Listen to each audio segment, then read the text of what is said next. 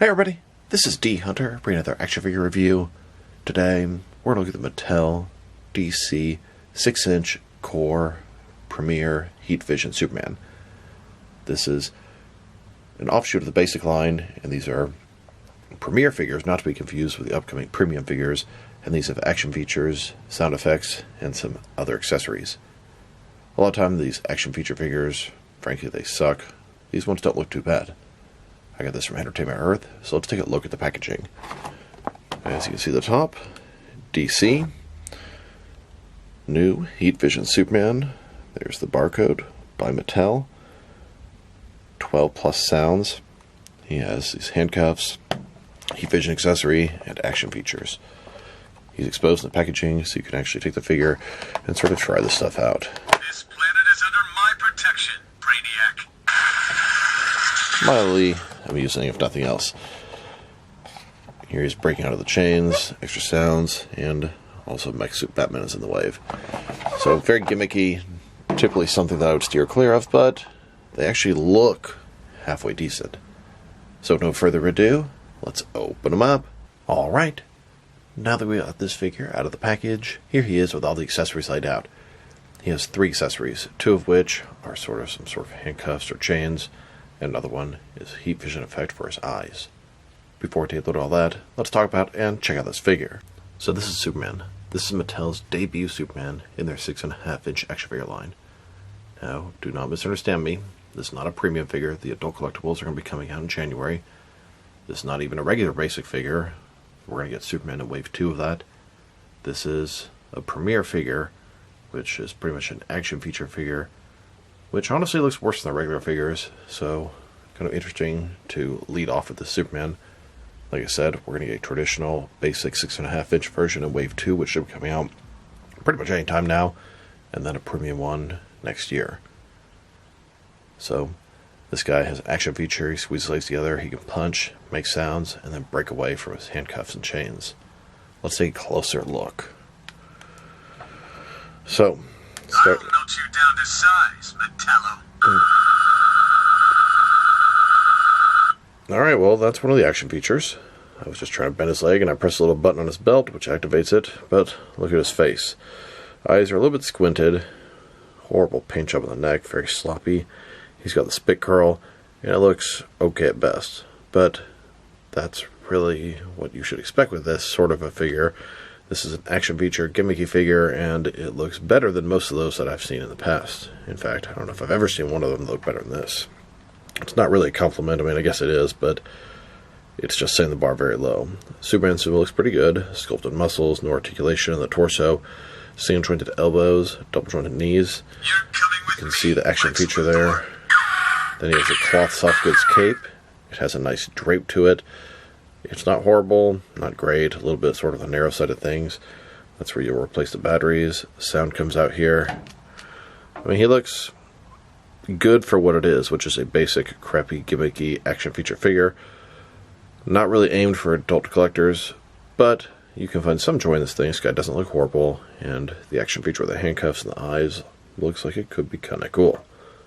We'll see in just a moment. And a closer look at his face and head sculpt. Not horrible, fairly generic and bland. Eyes very small, paint very sloppy on the neck. But once again, I actually think the action feature figures usually look worse than the basic figures, so take it for what it is, but it's nothing to be impressed with. It's not horrendous, but definitely nothing. Now to check out his accessories. So we have the heat vision effect, and one of the questions I ask is, can it be used with other figures? McFarlane, Mattel, whatever. I don't like the fact that it has red sort of going on the side of his head, but it looks like it should clamp on to the majority of figures. So it could be useful. Then we have these little sort of chain things here. The chain's going to connect to each other. The hands will go inside. Looks like some sort of Kryptonian locks here. Here's Superman with those chains attached to his hands. They're not just regular chains. Big, large locks, shackles, kryptonite chains. Can hold him, and then allegedly if you squeeze his legs together he can break free of them. Hands off, parasite. You know, that actually worked pretty well. They're kind of sort of rubber here. This one is open a little bit so we can connect with the other ones. You can tuck them into each other. Looks pretty good, and then just bam, he breaks free. They do fit on a McFarlane Superman, although sometimes McFarlane's hands are so oversized. This guy, the Silver Age Superman, this monstrosity of her hands, I took them off and then just put these chains on top, and it kind of works. Looks okay. We also have this heat vision effect, and it's cast in sort of semi-transparent red. You can kind of see where it has a point of impact here, then two lines, and then this will wrap around his head like it's coming out of his eyes, which is a really cool idea, but then it has this red all around the side of his head, which is kind of weird and inaccurate. Here he is with a laser beam attached to his head. So, looking right at you, and then turn to the side. You know, it doesn't really look bad, but all that red on the side of his head just kind of almost ruins it for me. I almost wish I had an alternate head, or some way to peg him in. I don't know. I mean, it works. And will it work with other figures? Let's see. And to tell you the truth, to my surprise, it fits perfectly on a 7-inch McFarlane figure. It fits around the head just fine. It may not work with all their figures, but it works perfect with the Silver Age Superman figure, which is, I think, their best Superman. And now for his action feature. The action feature is very gimmicky, not really something that I'm into, but here it is. Squeeze legs together, his arms go up. That allows him to break out of the chains. And then, if you press a button on his belt, he says different things, and his eyes light up. So, here you go. Squeeze his legs together. His arms will go up, allow him to break out of the chains, and let him down. It makes a noise. Up and away! Hands off, parasite. Metropolis needs me. I'm fighting for truth and justice. Notice it doesn't say truth, justice, the American way. Ever since the new 2, they kind of get rid of that. This is a job for Superman. This planet is under my protection, Brainiac. You're coming with me, Lex Luthor.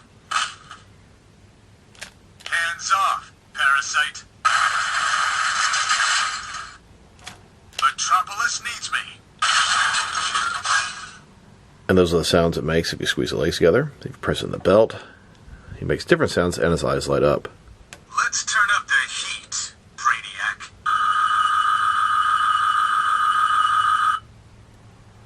I'll melt you down to size, Metallo.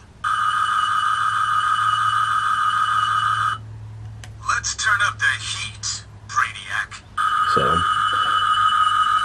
neat, but basic and sort of useless for the adult collectors and our action figure photography. Now that we've taken a pretty good look at both the figure and his accessories, let's check out his height. From bottom to the top of his head, standing about 6.7 inches tall, which can translate to around 17 centimeters, and for his articulation. Start with his head. Of course, you can rotate side to side, although you can't really get much more than that. He can look up and down, not really. Shoulders goes out about 90 degrees.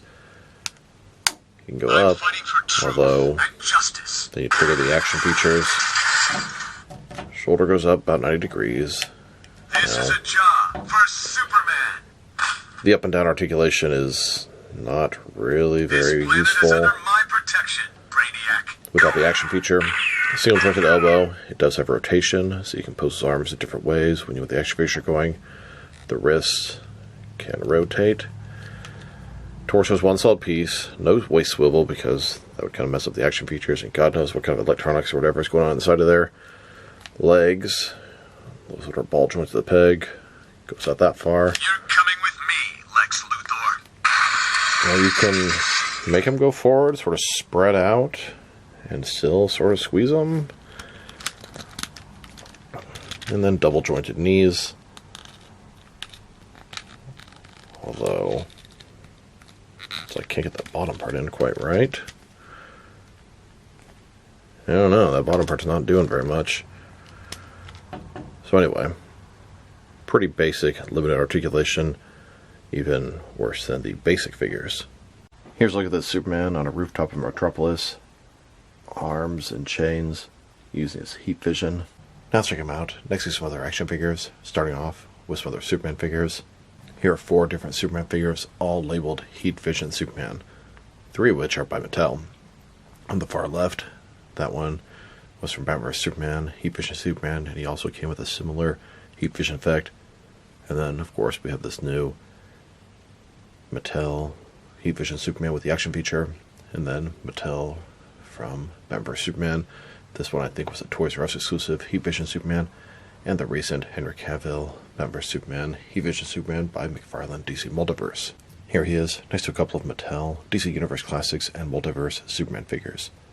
I'd say he doesn't look as good as them, but with the action features, it puts him in a weird sort of pose, and even less articulation, etc., etc. I think the basic Superman, which is significantly cheaper, looks significantly better than this Superman. But we'll have him in hand, probably in a month or so. And here he is, with a couple of Mattel Movie Master Superman figures, 6-inch scale. Then, with a couple of Mattel Total Hero Superman figures. These are the old sort of basic figures Mattel was cranking out.